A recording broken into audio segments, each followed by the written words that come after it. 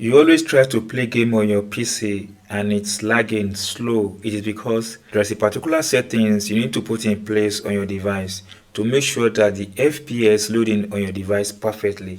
And a lot of users that play games on their device ignore these settings. So in this video guys, I'll guide you on how to turn off these settings so that the next time you want to play game on your device, you're going to have the best out of it.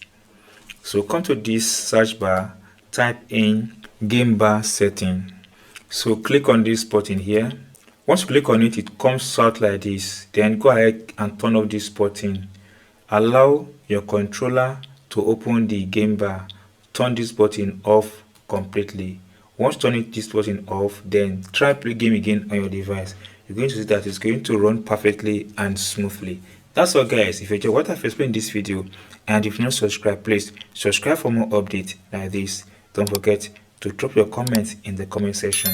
See you soon guys on our next video.